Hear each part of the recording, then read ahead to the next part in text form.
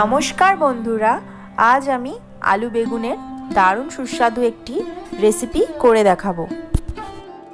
গরম ভাতই হোক বা রুটি পরোটা, সব কিছুর সাথেই এত সুন্দর লাগে খেতে, আর বানানো ভীষণ সহজ।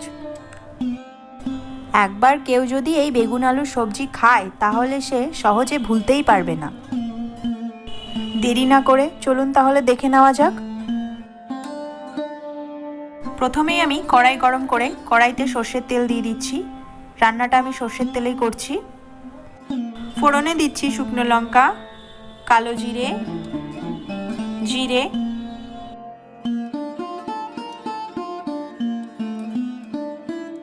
গ্যাসের ফ্লেমটাকে লোতে রেখে এখানে আমি দিয়ে দিচ্ছি গ্রেট করা রসুন,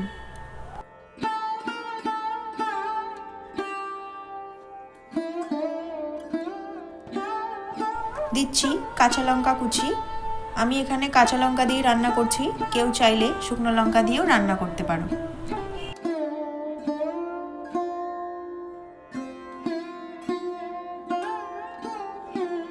দিচ্ছি 1 চামচ আদা বাটা।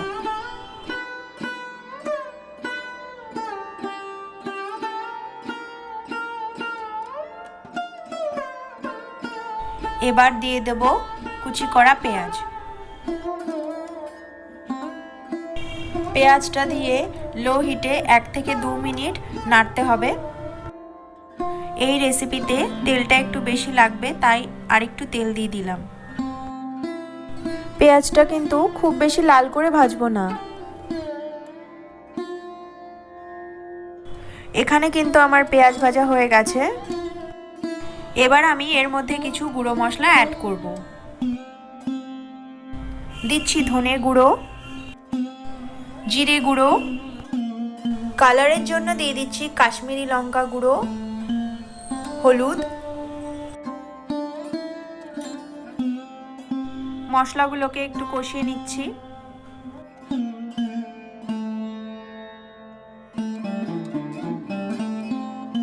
এখন আমি এর মধ্যে 2 চামচ টমেটো পেস্ট দিয়ে দিচ্ছি।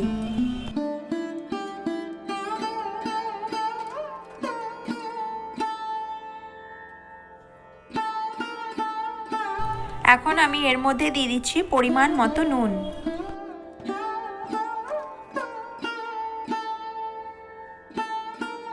সব মশলা ভালো মতো কষানো হয়ে গেলে এর মধ্যে দিয়ে দেবো কেটে রাখা আলু। আলু দিয়েও 1 থেকে 1.5 মিনিট কষিয়ে নেব।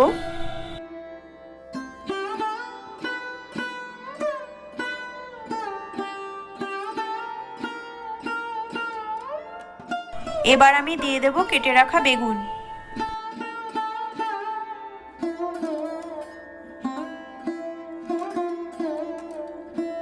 বেগুনগুলোকে দিয়েও একটু নাড়াচাড়া করে নিতে হবে।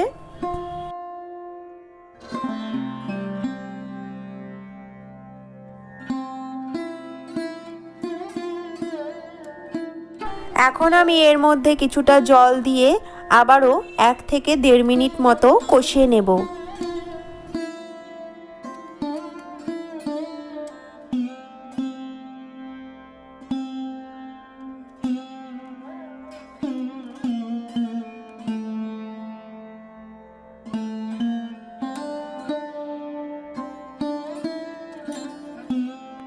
কষানো হয়ে গেছে, এখন আমি 1 কাপ জল দিলাম। জল দিয়ে লো হিটে 10 মিনিটের জন্য ঢেকে দেব। 10 মিনিট হয়ে গেছে।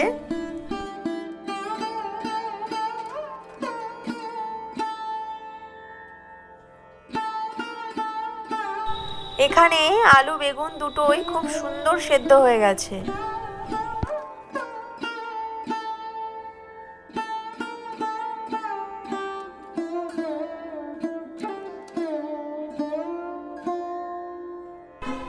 আলু বেগুনের সবজি আমাদের তৈরি হয়ে গেছে। এবার আমি এর মধ্যে দিয়ে দিচ্ছি ধনেপাতা কুচি।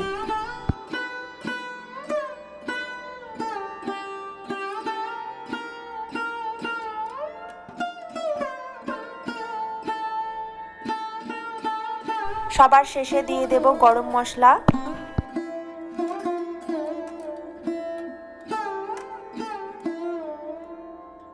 একটু নেড়ে চেড়ে নিয়ে গ্যাসের ফ্লেমটাকে অফ করে দেব। ব্যাস তাহলেই তৈরি হয়ে যাবে লোভনীয় আলু বেগুনের সবজি। ভিডিওটা ভালো লাগলে চ্যানেলটাকে সাবস্ক্রাইব করার অনুরোধ রইল। আমার আজকের ভিডিও এই পর্যন্তই, দেখা হচ্ছে নেক্সট ভিডিওতে।